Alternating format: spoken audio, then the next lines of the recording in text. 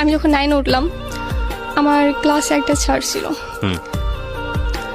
উনি আমাকে পছন্দ করতো, মানে এতটাই পছন্দ করতো যা বলার বাইরে। ক্লাস টিচার পছন্দ করতো? আমার ক্লাস টিচার, ওনার হাইট 6 ফুট। আচ্ছা, যার তুলনায় আমি একদমই পিচ্ছি। আমার হাইট 5 ফুট। পছন্দ মানে কি স্টুডেন্ট হিসেবে পছন্দ করতো নাকি অন্য? স্টুডেন্ট হিসেবে না, উনি আমাকে লাভ করতো। বুঝলেন কিভাবে?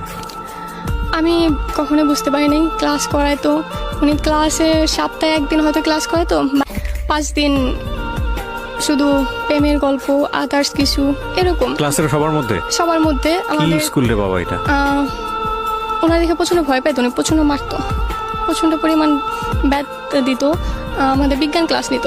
তারপর যখন ক্লাস 10-এ উঠলাম, উনি আমার একদিন ডাকলো ক্লাস ছুটির পর, স্কুল ছুটির পর ক্লাসে গেলাম। দেন বললো যে না কিছু না, তুমি চলে যাও। সেকেন্ড দিন সেম কাহিনী।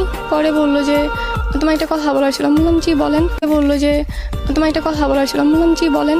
পরে বললো আমার তো ভালো লাগে। বললাম তাই নাকি স্যার? বয়স কিরকম ছিল ওনার পর স্যার হিসেবে যেরকম থাকা উচিত। স্যার তো অনেক ইয়াং স্যারও থাকেন। তখন 26-27, আমি যখন 10-এ পড়ি। ওনার বয়স তখন 26-27? হ্যাঁ, এরকমই হবে। বিবাহিত ছিলেন? না, উনি অবিবাহিত ছিল। ওকে। তারপর ওখান থেকে উনি বলে যে না আমি তোমায় লাভ করি। আমি বললাম এটা কি বললেন স্যার? এটা বলে আমি চলে আসলাম আমাদের স্কুল অ্যান্ড কলেজ।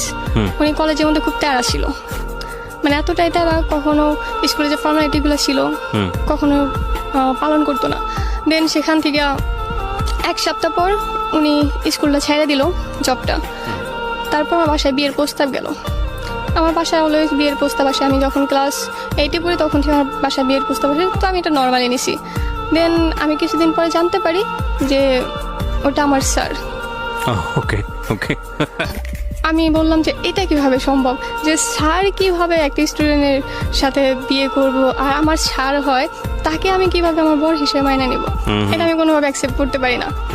দেন ফার্স্টে আমার বাসা তেমন রেসপন্স করে না, কিন্তু কিছুদিন যাওয়ার পর বাসা থেকে পুরা পাগল হয়ে গেল ওই ছেলের জন্য।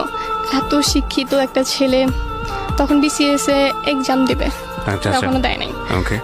তারপর আমি তো না, আমার আব্বু তো আমার সাপোর্টে আছে, কিন্তু সাপোর্টে বেশি দিন থাকলো না। হঠাৎ করে আমার আব্বু চেঞ্জ, তাও তখনও ছিল না। তো আমার নানা তখন অসুস্থ, আমাদের বাড়িতে ছিল। তো আমার নানার খুব ইচ্ছা ছিল যে আমার বিয়েটা দেখে যাব। সে তুলনায় আমার বয়স খুবই কম। ক্লাস 10-এ পড়ছেন আপনি মাত্র তখন? হ্যাঁ।